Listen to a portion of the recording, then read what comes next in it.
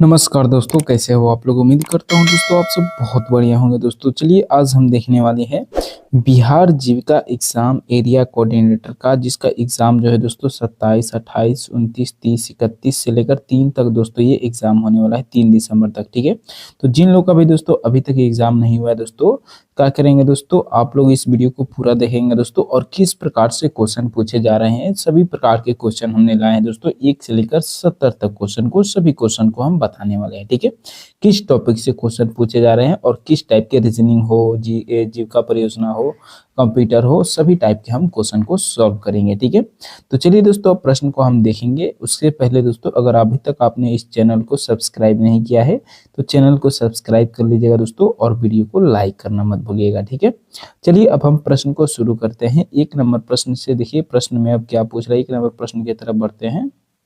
देखिए प्रश्न है 1 नंबर प्रश्न में पूछ रहा है जीविका का पूर्ण रूप क्या है। जीविका का पूर्ण रूप क्या है, तो सही जो उत्तर हो जाएगा पहले नंबर प्रश्न का। तो देखिए प्रश्न में दोस्तों क्या पूछा था कि जीविका का पूर्ण रूप क्या है। जीविका का पूर्ण रूप होता है दोस्तों बिहार ग्रामीण जीविकोपार्जन प्रोत्साहन समिति। ठीक है, तो ऑप्शन नंबर जो बी हो जाएगा यहाँ पर बिल्कुल सही जवाब हो जाएगा। अगले नंबर प्रश्न की तरफ बढ़ते हैं और देखिए अब दूसरा नंबर प्रश्न में क्या पूछ रहा है। ठीक है, बहुत ही शानदार प्रश्न है।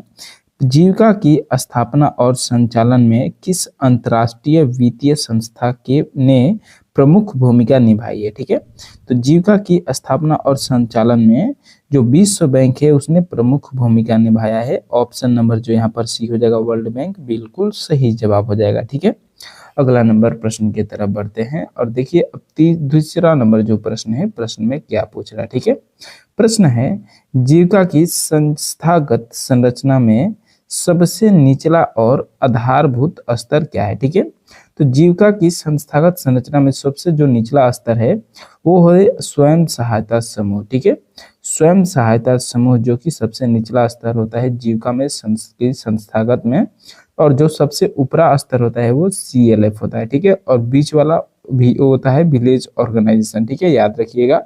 अगला नंबर प्रश्न की तरफ बढ़ते हैं। अब देखिए यहाँ पर हमको चौथे नंबर प्रश्न में क्या पूछ रहा है। ठीक है, प्रश्न है स्वयं सहायता समूह SHG के सदस्यों द्वारा वित्तीय अनुशासन सुनिश्चित करने के लिए अपनाए गए मुख्य नियम क्या कहलाते हैं। ठीक है, तो स्वयं सहायता समूह SHG के सदस्यों द्वारा वित्तीय अनुशासन सुनिश्चित करने के लिए अपनाए गए मुख्य नियम क्या कहलाते हैं, तो पंचसूत्र कहलाते हैं। ऑप्शन नंबर जो बी में दिया है बिल्कुल सही जवाब है। ठीक है, अगले नंबर प्रश्न की तरफ बढ़ते हैं और देखिए अब 5वें नंबर प्रश्न में क्या पूछ रहा है। ठीक है, प्रश्न है जीविका के तहत कम्युनिटी इन्वेस्टमेंट फंड CIF का मुख्य उद्देश्य क्या है। तो CIF का जो मुख्य उद्देश्य होता है SHG को आजीविका गतिविधियों और संस्थागत सुदृढ़ीकरण के लिए एक बार पूंजी सहायता देना। ठीक है, ये जीविका के तहत कम्युनिटी इन्वेस्टमेंट फंड CIF का मुख्य उद्देश्य होता है। ऑप्शन नंबर बी जो हो जाएगा बिल्कुल सही आंसर हो जाएगा। ठीक है, अगले नंबर प्रश्न की तरफ बढ़ते हैं और देखिए अब 6 नंबर प्रश्न में क्या पूछ रहा है। ठीक है, प्रश्न है भारत सरकार की किस प्रमुख ग्रामीण आजीविका योजना के तहत जीविका BRLPS बिहार में एक नोडल एजेंसी के रूप में कार्य करती है। ठीक है, भारत सरकार की किस प्रमुख ग्रामीण आजीविका योजना के तहत जीविका BRLPS बिहार में एक नोडल एजेंसी के रूप में कार्य करती है, तो सही जो उत्तर हो जाएगा दोस्तों ऑप्शन नंबर बी है दीनदयाल अंत्योदय योजना राष्ट्रीय ग्रामीण आजीविका मिशन के तहत DNRLM। ठीक है, ऑप्शन नंबर जो बी हो जाएगा यहाँ पर बिल्कुल सही जवाब हो जाएगा। ठीक है, अगले नंबर प्रश्न की तरफ बढ़ते हैं और देखिए अब 7वें नंबर प्रश्न में क्या पूछ रहा है। प्रश्न है कृषि सखी की भूमिका किस क्षेत्र से संबंधित है। कृषि सखी की भूमिका किस क्षेत्र से संबंधित है, तो सही जो उत्तर हो जाएगा ऑप्शन नंबर सी हो जाएगा किसानों को कृषि संबंधित सलाह देना। ये कृषि सखी से जो भूमिका है वो मुख्य क्षेत्र से संबंधित है, किसानों को कृषि संबंधित सलाह देना। ऑप्शन नंबर जो सी हो जाएगा बिल्कुल सही जवाब हो जाएगा। ठीक है, अगला नंबर प्रश्न की तरफ बढ़ते हैं। अब देखिए 8वें नंबर प्रश्न में क्या पूछ रहा है। ठीक है, प्रश्न है कि जीविका में संस्थागत ढांचे में ग्राम संगठन VO का गठन कितने स्वयं सहायता समूहों को मिलाकर किया जाता है। ठीक है, तो देखिए आमतौर पर ग्राम संगठन वीओ का जो गठन किया जाता है वो 10 से लेकर 20 तक दोस्तों 20 एसएचजी समूह को मिलाकर किया जाता है, ठीक है। लेकिन यहाँ पर 10 से 20 नहीं दिया है, तो यहाँ पर हम क्या करेंगे 15 से 20 को सही करेंगे, ठीक है। यह ऑप्शन नंबर जो सी दिया है बिल्कुल सही जवाब है। ऑप्शन नंबर सी बिल्कुल सही आंसर है, ठीक है। अगले नंबर प्रश्न की तरफ बढ़ते हैं। अब देखिए यहाँ पर हमको अब 9 नंबर प्रश्न में क्या पूछ रहा है, ठीक है। प्रश्न है जीविका का प्रमुख फोकस समूह कौन सा है। तो जीविका का प्रमुख फोकस जो समूह है वो है ग्रामीण गरीब परिवार है, विशेषकर महिलाएं। ऑप्शन नंबर जो बी हो जाएगा बिल्कुल सही जवाब हो जाएगा, ठीक है। अगले नंबर प्रश्न की तरफ बढ़ते हैं और देखिए अब 10वें नंबर प्रश्न में क्या पूछ रहा है, ठीक है। प्रश्न है जीविका द्वारा संचालित सतत आजीविका पहल का लक्ष्य क्या है, ठीक है। जीविका द्वारा संचालित सतत आजीविका का पहल का लक्ष्य क्या है। तो सही उत्तर हो जाएगा ऑप्शन नंबर बी, ग्रामीण परिवारों के लिए लंबे समय तक चलने वाली आय के स्रोत बनना, ठीक है।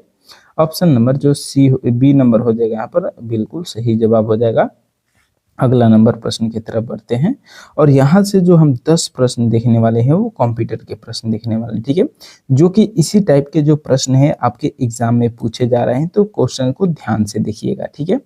प्रश्न है पहला नंबर, कंप्यूटर सिस्टम में रैम रैंडम एक्सेस मेमोरी क्या है। तो कंप्यूटर सिस्टम में जो रैम होता है वे अस्थाई मेमोरी होता है, ठीक है। Temporary memory. ऑप्शन नंबर जो सी हो जाएगा बिल्कुल सही आंसर हो जाएगा, ठीक है।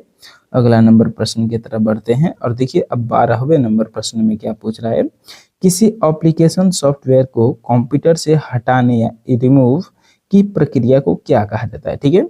तो किसी भी कंप्यूटर सॉफ्टवेयर को कंप्यूटर से हटाने या रिमूव करने की प्रक्रिया को अनइंस्टॉलिंग बोलते हैं, ठीक है। अनइंस्टॉलिंग। ऑप्शन नंबर जो सी हो जाएगा बिल्कुल सही जवाब हो जाएगा। देखिए दोस्तों जब आप मोबाइल से किसी भी एप्स को अनइंस्टॉल करते होंगे, डिलीट करते होंगे तो अनइंस्टॉल लिखता है, ठीक है।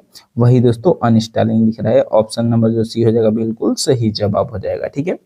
अगले नंबर प्रश्न की तरफ बढ़ते हैं और देखिए अब 13वें नंबर प्रश्न में क्या पूछ रहा है, निम्नलिखित में से कौन सा एक ओपन सोर्स ऑपरेटिंग सिस्टम है, ठीक है। तो निम्नलिखित में कौन सा एक ओपन सोर्स ऑपरेटिंग सिस्टम है। तो लिनक्स, इसमें लिनक्स होता है वे एक ऑपरेटिंग सिस्टम होता है, ठीक है। ऑप्शन नंबर जो सी हो जाएगा बिल्कुल सही जवाब हो जाएगा, ठीक है। ओपन सोर्स ऑपरेटिंग सिस्टम, ठीक है। मैक ओएस भी ऑपरेटिंग सिस्टम है, आईओएस भी ऑपरेटिंग सिस्टम है, लेकिन यहाँ पर माइक्रोसॉफ्ट विंडोज भी ऑपरेटिंग सिस्टम, लेकिन जो ओपन सोर्स होता है जो कि कोड द्वारा चलता है वो लिनक्स है, ठीक है। ऑप्शन नंबर जो सी हो जाएगा बिल्कुल सही जवाब हो जाएगा, ठीक है।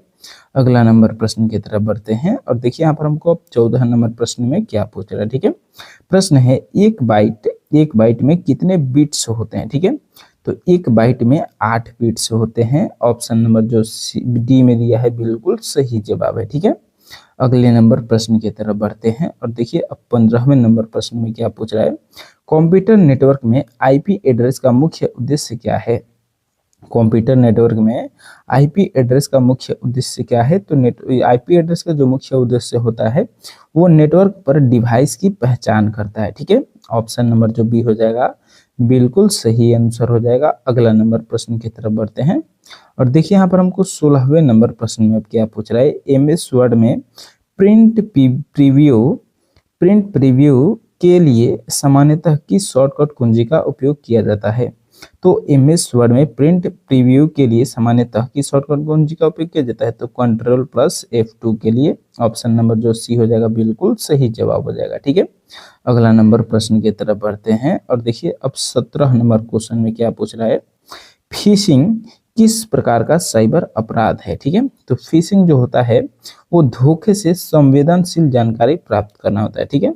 जैसे कि दोस्तों आपके व्हाट्सएप पर कोई मैसेज भेज देंगे और उस पर बोलेंगे क्लिक करने के लिए, ये सब धोखा से संवेदनशील जानकारी प्राप्त करता है, ठीक है। तो इसको हम फिशिंग बोलते हैं। ऑप्शन नंबर बी यहाँ पर बिल्कुल सही जवाब हो जाएगा। अगले नंबर प्रश्न की तरफ बढ़ते हैं और देखिए अब 18वें नंबर प्रश्न में क्या पूछ रहा है, ठीक है। कैश मेमोरी कहाँ स्थित होती है और यह किस उद्देश्य से उपयोग की जाती है, ठीक है। तो कैश मेमोरी जो होती है सीपीयू और रैम के बीच डेटा एक्सेस की गति देने के लिए उपयोग किया जाता है। ऑप्शन नंबर जो सी हो जाएगा बिल्कुल सही जवाब हो जाएगा, ठीक है। अगला नंबर प्रश्न की तरफ बढ़ते हैं और देखिए अब 19वां नंबर प्रश्न में क्या पूछ रहा है, मोडेम मोडेम का पूर्ण रूप क्या होता है। तो मॉड्यूलर डी मॉड्यूलर, ठीक है, मोडेम का जो पूर्ण रूप होता है वो modular D modular. Option number जो सी हो जाएगा बिल्कुल सही आंसर हो जाएगा, ठीक है। अगला नंबर क्वेश्चन की तरफ बढ़ते हैं और देखिए अब 20वां नंबर प्रश्न में क्या पूछ रहा है, ठीक है, बहुत ही शानदार प्रश्न है। प्रश्न है कि यूटिलिटी सॉफ्टवेयर का एक उदाहरण क्या है। तो यूटिलिटी सॉफ्टवेयर जो होता है एंटीवायरस प्रोग्राम होता है, ठीक है। ये दोस्तों आपके सिस्टम को या फिर कंप्यूटर को प्रोटेक्ट करता है। तो ऑप्शन नंबर जो सी हो जाएगा बिल्कुल सही आंसर हो जाएगा, ठीक है। अगले नंबर क्वेश्चन की तरफ बढ़ते हैं और यहाँ से जो हम प्रश्न देखने वाले हैं वो हम करंट अफेयर्स के दोस्तों 20-10 जो महत्वपूर्ण प्रश्न देखने वाले हैं, ठीक है। तो देखिए पहला नंबर जो इसका प्रश्न है क्या पूछ रहा है, भारतीय सेना ने किस देश के साथ अपनी सैन्य तैयारियों को बढ़ावा देने के लिए एक संयुक्त सैन्य अभ्यास शक्ति 2025 का आयोजन किया, ठीक है। तो भारतीय सेना ने फ्रांस के साथ अपनी सैन्य तैयारियों को बढ़ावा देने के लिए संयुक्त सैन्य अभ्यास शक्ति अभ्यास 2025 में किया है। तो ऑप्शन नंबर जो बी हो जाएगा बिल्कुल सही जवाब हो जाएगा, ठीक है।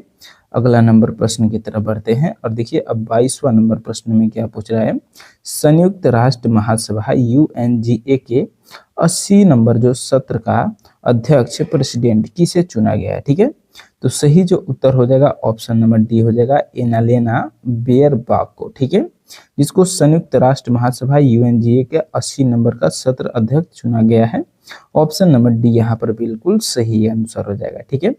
अगले नंबर क्वेश्चन की तरफ बढ़ते हैं और देखिए अब 23वां नंबर प्रश्न में क्या पूछ रहा है, प्रश्न है फरवरी 2025 में किस देश ने आसियान शिखर सम्मेलन की मेजबानी की जिसने क्षेत्रीय आर्थिक सहयोग और सुरक्षा पर ध्यान केंद्रित किया, ठीक है। फरवरी 2025 में किस देश ने आसियान शिखर सम्मेलन की मेजबानी की जिसने क्षेत्रीय आर्थिक सहयोग और सुरक्षा पर ध्यान केंद्रित किया। तो सही जो उत्तर हो जाएगा ऑप्शन नंबर ए हो जाएगा मलेशिया है। ऑप्शन नंबर ए यहाँ पर बिल्कुल सही जवाब हो जाएगा, ठीक है। अगला नंबर प्रश्न की तरफ बढ़ते हैं। अब देखिए यहाँ पर हमको 24वां नंबर प्रश्न में क्या पूछ रहा है, ठीक है। प्रश्न है नीति आयोग द्वारा जारी बहुआयामी गरीबी सूचकांक MPI 2025 के अनुसार भारत में पिछले 5 वर्षों में सबसे अधिक गरीबी कम करने वाला राज्य कौन सा बना है, ठीक है। तो वो उत्तर प्रदेश बना है, जो कि 5 सालों में पिछले गरीबी कम करने वाला सबसे अधिक गरीबी कम करने वाला यही राज्य बना है उत्तर प्रदेश, ठीक है। अगले नंबर क्वेश्चन की तरफ बढ़ते हैं और देखिए अब 25 नंबर प्रश्न में क्या पूछ रहा है, प्रश्न है अंतर्राष्ट्रीय आपराधिक न्यायालय ICC का नया अभियोजक न्यू प्रोसीडर किसे नियुक्त किया गया है, ठीक है। तो अंतर्राष्ट्रीय आपराधिक न्यायालय ICC का नया अभियोजक किसे नियुक्त किया गया है। सही जो उत्तर हो जाएगा दोस्तों ऑप्शन नंबर यहाँ पर ए हो जाएगा करीम खान को, ठीक है। ऑप्शन नंबर ए बिल्कुल सही उत्तर हो जाएगा। अगला नंबर प्रश्न की तरफ बढ़ते हैं और देखिए अब 26वां नंबर प्रश्न में क्या पूछ रहा है, ठीक है। प्रश्न है किस भारतीय सार्वजनिक क्षेत्र के उपक्रम PSU को हाल ही में नवरत्न से महारत्न कंपनी का दर्जा दिया गया है जिससे इसकी परिचालन और वित्तीय स्वायत्तता बढ़ गई है। तो सही जो उत्तर हो जाएगा दोस्तों ऑप्शन नंबर यहाँ पर सही जो उत्तर हो जाएगा दोस्तों ऑप्शन नंबर सी हो जाएगा इरकान इंटरनेशनल लिमिटेड IRCON, ठीक है। ऑप्शन नंबर सी बिल्कुल सही जवाब हो जाएगा। अब चलिए अगला नंबर प्रश्न की तरफ बढ़ते हैं और देखिए 27 नंबर प्रश्न में क्या पूछ रहा है, राष्ट्रीय शिक्षा नीति NEP 2020 की कार्यान्वयन प्रक्रिया की निगरानी के लिए शिक्षा मंत्रालय द्वारा वर्ष 2025 में शुरू किए गए नए डिजिटल प्लेटफॉर्म का नाम क्या है, ठीक है। तो उस डिजिटल प्लेटफॉर्म का जो नाम है वो है प्रगति, ठीक है। ऑप्शन नंबर बी यहाँ पर बिल्कुल सही दिया है, बिल्कुल सही आंसर हो जाएगा, ठीक है। प्रगति नाम है उस एप्लीकेशन का। तो अगला नंबर प्रश्न की तरफ बढ़ते हैं और देखिए अब 28वां नंबर क्वेश्चन में क्या पूछ रहा है, ठीक है। बहुत ही शानदार क्वेश्चन है दोस्तों। क्वेश्चन है विश्व खाद्य पुरस्कार 2025 में किस वैज्ञानिक को वैश्विक खाद्य सुरक्षा में उनके योगदान के लिए सम्मानित किया गया है, ठीक है। तो विश्व खाद्य पुरस्कार 2025 में किस वैज्ञानिक को खाद्य सुरक्षा में उनके योगदान के लिए सम्मानित किया गया। तो वह है doctor Uma Balakrishnan. Option number जो डी हो जाएगा बिल्कुल सही उत्तर हो जाएगा। ठीक है, अगला नंबर प्रश्न की तरफ बढ़ते हैं। अब देखिए 29वां नंबर क्वेश्चन में क्या पूछ रहा है। ठीक है, आईसीसी चैंपियंस ट्रॉफी 2025 की मेजबानी कौन सा देश करेगा। ठीक है, करेगा नहीं दोस्तों, कर चुका है, वो है पाकिस्तान। ठीक है, ऑप्शन नंबर सी बिल्कुल सही उत्तर है। अगला नंबर प्रश्न की तरफ बढ़ते हैं और देखिए अब 30वें नंबर प्रश्न में क्या पूछ रहा है। ठीक है, प्रश्न है कि भारत का पहला सेमीकंडक्टर प्लांट मुख्य रूप से किस राज्य में स्थापित किया गया है। ठीक है, जिसने देश को इलेक्ट्रॉनिक्स विनिर्माण और में आत्मनिर्भर बनाने की दिशा में एक बड़ा कदम उठाया है।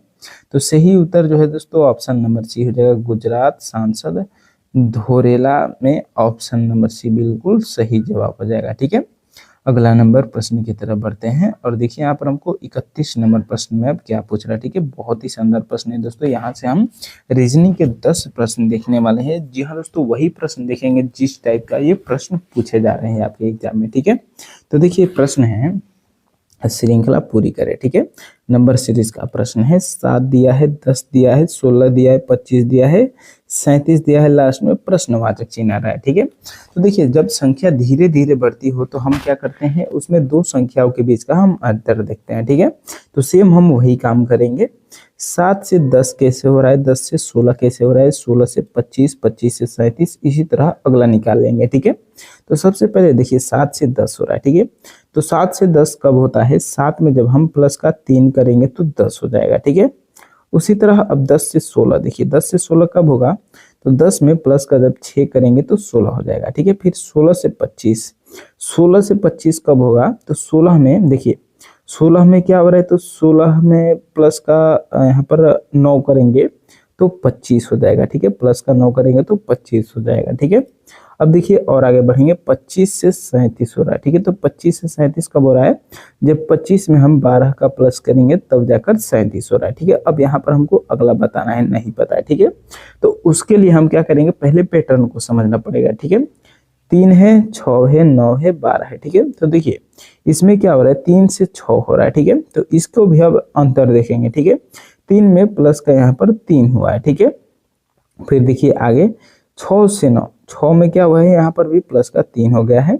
फिर देखिए 9 से 12, तो यहाँ पर भी क्या हो गया, तो प्लस का 3 हो गया है। ठीक है, अब देखिए यहाँ पर सब में क्या हुआ है, प्लस का 3 हुआ है। ठीक है, तो सेम इसी तरह एक बार और हम यहाँ पर प्लस का 3 कर देंगे तो 12 और 3 कितना हो जाएगा, 15 हो जाएगा। ठीक है, तो इस जो प्रश्नवाचक चिन्ह है ये संख्या का और इस 37 के बीच का अंतर कितना है, तो 15 है। ठीक है, तो 15 और जब 37 को जोड़ देंगे तो कितना हो जाएगा, 7 5 12 हो जाएगा, 3 1 4 1 5 हो जाएगा। ठीक है, तो प्रश्नवाचक चिन्ह के स्थान पर कौन सा संख्या आ गया, तो 52 आ गया। ठीक है, तो 52 देखिए कौन सा ऑप्शन में दिया है, ऑप्शन नंबर यहाँ पर बी में दिया है।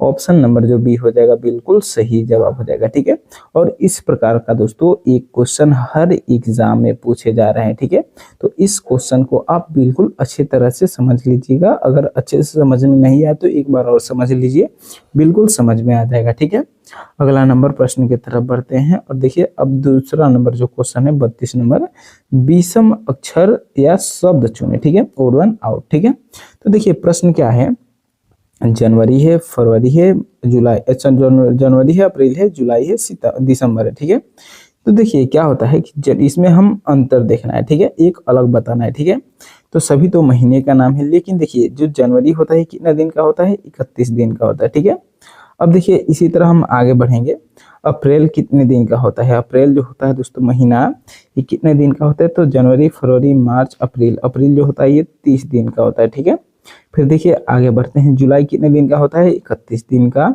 दिसंबर ये भी जो महीना होता है ये भी 31 दिन का ही होता है। ठीक है, तो अगर दोस्तों आपको पता नहीं होता कि कैसे महीने को गिनते हैं कि कौन सा 30 दिन का होता है, कौन सा 31 दिन का होता है, तो आप अपने फिंगर्स का इस्तेमाल कर सकते हैं। जी हाँ दोस्तों, फिंगर्स को मुट्ठी बंद करके और ऊपर जो मेन फिंगर होता है वो 1 नंबर होता है, उसके जो नीचे बीच में आता है वो दूसरा नंबर होता है। ठीक है, तो उस तरह से आप निकाल सकते हैं। और सब लोग जानते हैं दोस्तों दूसरा महीना होता है फरवरी, वो 28 या 29 दिन का ही होता है। ठीक है, उसके बाद सेम ये लॉजिक कार्य करता है।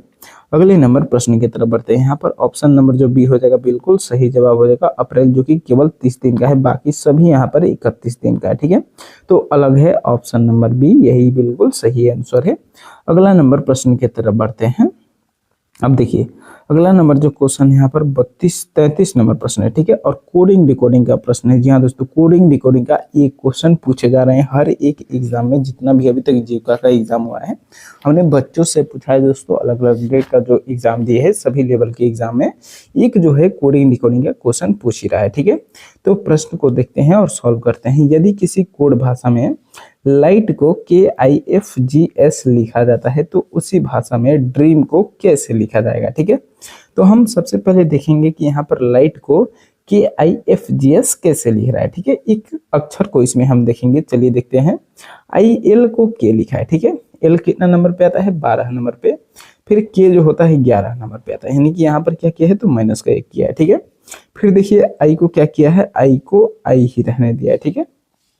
आगे बढ़ते, कोई चेंज नहीं। G को F किया है, ठीक है। GFGH, ठीक है। यानी कि यहाँ पर भी दोस्तों माइनस का 1 कर दिया है। G के पहले F आता है, ठीक है। आगे बढ़ते हैं। G 7 नंबर पे आता है, यहाँ पर F 6 नंबर पे आता है, ठीक है। फिर देखिए यहाँ पर तो H को G किया है, H 8 नंबर पे, G 7 नंबर पे, तो यहाँ पर भी माइनस का 1, ठीक है। फिर T को S किया है, T 20 नंबर, S 19 नंबर पर, तो यहाँ पर भी माइनस 1, ठीक है। यहाँ पर दोस्तों जो दूसरा में I को I ही रहने दिया है, यहाँ पर दोस्तों लगता है मिस्टेक हो गया दोस्तों, I के जगह पे यहाँ पर H होना था, ठीक है। तब जाकर यहाँ पर भी माइनस का 1 होता है। यहाँ पर दोस्तों टाइपिंग में मिस्टेक हो गया होगा, कोई दिक्कत नहीं है। चलिए अब आगे बढ़ते हैं। सब में यहाँ पर माइनस का 1 ही दिया है, ठीक है। देखिए जब सब में होता है तो एक ही जैसा होगा सभी में, ठीक है। नहीं तो मान लीजिए यहाँ पर माइनस का 1 है सब में, तो अगर माइनस का 2 होता तो सब में ही माइनस का 2 होता है, ठीक है। तो इस पे थोड़ा ध्यान दीजिएगा। अब चलिए इसको हम आगे वाले को सॉल्व करते हैं। ड्रीम में भी सब में हम माइनस का 1 करेंगे, ठीक है। डी के पहले क्या आता है, डी के पहले सी आता है। फिर आर के पहले क्या आता है तो एस आता है, ठीक है। ई के पहले डी आता है। फिर ए के पहले क्या आता है, ए के पहले कुछ नहीं, तो फिर हम जेड से घटाते हैं, ठीक है। फिर देखिए एम के पहले क्या आता है तो एम के पहले एल आ जाता है, ठीक है। तो अब देखिए हमारा CSDZL जो हो गया बिल्कुल सही जवाब हो जाएगा, ठीक है। देखिए यही हमारा बिल्कुल सही आंसर है। अब चलिए अगला नंबर प्रश्न की तरफ बढ़ते हैं और देखिए अब 34 नंबर प्रश्न में क्या पूछ रहा है, संबंध चुनना है, एनालॉजी का प्रश्न है, ठीक है। प्रश्न को देखते हैं। शिक्षक स्कूल से संबंधित है, ठीक है। शिक्षक जो है स्कूल से संबंधित है, उसी प्रकार डॉक्टर किससे संबंधित होगा हमको बताना है, ठीक है। तो देखिए इसमें हमको पहला वाला देखना होता है। पहला वाला कौन है, केवल इतना पहला है, ठीक है। और दूसरा वाला ये है, ठीक है। तो पहला में देखना है कि शिक्षक जो है स्कूल से संबंधित है, इसी प्रकार से डॉक्टर कहाँ रहेगा, ठीक है। तो डॉक्टर कहाँ रहेगा तो अस्पताल में रहेगा। अस्पताल देखिए ऑप्शन नंबर बी में दिया है। ऑप्शन नंबर जो बी हो जाएगा बिल्कुल सही आंसर हो जाएगा, ठीक है। अगला नंबर प्रश्न की तरफ बढ़ते हैं और देखिए अब यहाँ पर हमको जो 35 नंबर प्रश्न है सीटिंग अरेंजमेंट का प्रश्न है, जो कि दोस्तों बहुत ही शानदार प्रश्न है, ठीक है। इस प्रकार का क्वेश्चन जो है दोस्तों आपके एग्जाम में एक क्वेश्चन पूछ रहा है दोस्तों, तो इसमें दोस्तों बिल्कुल भी घबराना नहीं है और बिल्कुल आराम से आपको क्वेश्चन को सॉल्व करना है, ठीक है। देखिए कैसे, एक लाइन बना लीजिएगा, पहले प्रश्न को पढ़ना है, ठीक है। 5 मित्र ABCD और E एक सीधी रेखा में उत्तर दिशा की ओर सभी लोग मुख करके बैठे, ठीक है। मान लीजिए ऊपर में जो है उत्तर दिशा है, ठीक है। तो और इसमें ये बाएं मान लीजिएगा, बाएं दिशा है, और इसको दाएं दिशा मान लीजिएगा, ठीक है। अब देखिए क्या बोल रहा है कि C B के तुरंत दाएं है, ठीक है। C कहाँ है तो C जो है B के दाया है, ठीक है। तो B इधर हो गया। अब इसका दायां कौन है, दायां देखिए इधर है, तो C जो है वो B के दाएं है, तो C B के दायां हो गया, ठीक है।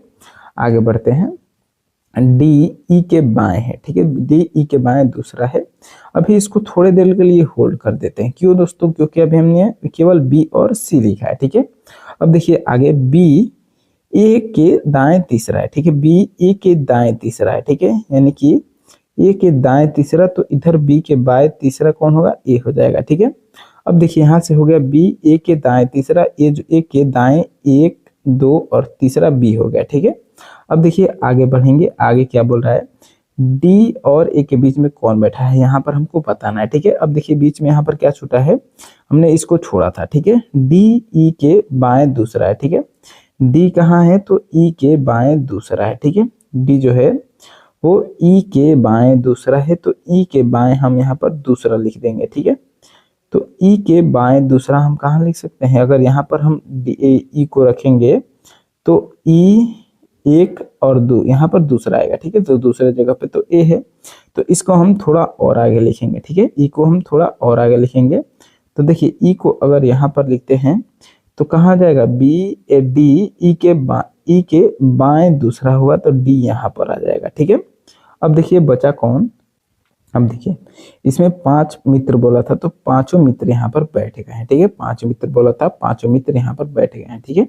तो अब देखिए क्वेश्चन में क्या बोला है कि डी और ए के बीच में कौन बैठा है। डी और ए के बीच में कौन बैठा है दोस्तों, तो यहाँ पर तो कोई नहीं है, तो दोस्तों कोई नहीं बैठा है, इनमें से कोई नहीं ऑप्शन में रहेगा, वो बिल्कुल सही आंसर हो जाएगा, ठीक है। अगला नंबर प्रश्न की तरफ बढ़ते हैं और देखिए दोस्तों, अभी देखिए यहाँ पर दोस्तों दिया था ऑप्शन में कोई नहीं, ठीक है। तो देखिए डी में बिल्कुल सही जवाब है, ठीक है। अगला नंबर प्रश्न की तरफ बढ़ते हैं और देखिए दोस्तों, एक डायरेक्शन एंड डिस्टेंस का क्वेश्चन है जो कि बहुत ही शानदार प्रश्न है, ठीक है। इस क्वेश्चन को सॉल्व करने से पहले क्या करना होता है, हमको एक छोटा सा डायग्राम बनाना होता है दिशा का, ठीक है।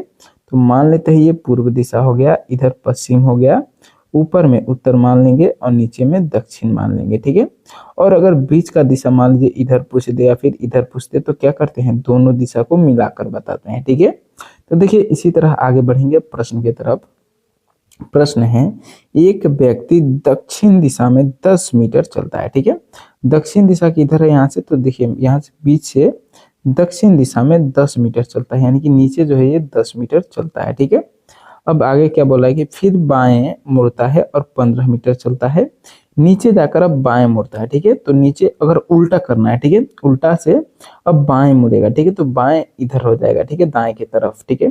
तो बाएं 15 मीटर अब चलता है, तो मान लेते हैं यहाँ पर 15 मीटर ये चलता है, ठीक है। इसके बाद वह दाएं मुड़ता है और 10 मीटर, फिर से दोस्तों अब दाएं मुड़ता है, तो अब दाएं किधर हो जाएगा, तो नीचे हो जाएगा, ठीक है। और नीचे मुड़कर ये 10 मीटर चलता है फिर से। अब क्या बोल रहा है कि अब वह शुरुआती बिंदु से किस दिशा में है, केवल हमको इसमें दिशा बताना है, ठीक है। तो दिशा के लिए हम क्या करेंगे, देखिए यहाँ पर हमको शुरू से देखना है कि यहाँ से जहाँ पहुंचा है इधर कौन सा दिशा होगा, ठीक है। तो देखिए इधर ये दिशा आएगा, तो अब बीच में आया है तो कौन सा दिशा होगा, दक्षिण और पूर्व को मिलाकर दक्षिण पूर्व हो जाएगा, ठीक है। तो दक्षिण पूर्व देखिए ऑप्शन नंबर यहाँ पर बी में दिया है, ऑप्शन नंबर बी जो हो जाएगा बिल्कुल सही आंसर हो जाएगा, ठीक है। अब चलिए दोस्तों अगले नंबर प्रश्न की तरफ बढ़ते हैं और देखिए यहाँ पर हमको अब अगला नंबर प्रश्न में क्या पूछ रहा है, ठीक है। 38 नंबर प्रश्न है, बहुत ही शानदार प्रश्न है, अक्षर श्रृंखला का प्रश्न है, ठीक है। तो अक्षर श्रृंखला को पूरा करना है, ए दिया है, डी दिया है, जी दिया है, जे दिया है, एम दिया है, लास्ट में प्रश्नवाचक चिन्ह दिया है, ठीक है। तो हम क्या करते हैं, अक्षर श्रृंखला को कभी भी सॉल्व करने के लिए सबसे पहले आपको उसका स्थानीय मान लिख लेना है, ठीक है। तो देखिए सबसे सभी अक्षरों का जो हम स्थानीय मान होता है वो लिख लेते हैं, ठीक है। ये जो होता है 1 नंबर पे आता है, डी जो होता है ये 4 नंबर पे आता है, जी जो होता है ये 7 नंबर पे आता है और जे जो होता है 10 नंबर पे आता है, एम हमारा कितना नंबर पे आता है, तो 13 नंबर पे आता है, ठीक है। लास्ट में नहीं पता है तो प्रश्नवाचक चिन्ह डाल देते हैं। अब देखिए इसका हम अंतर देखेंगे, ठीक है।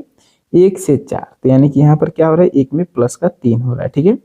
4 से 7 तो यहाँ पर भी प्लस का 3 हो रहा है, 7 से 10 तो यहाँ पर भी प्लस का 3, 10 से 13 यहाँ पर भी प्लस का 3, ठीक है।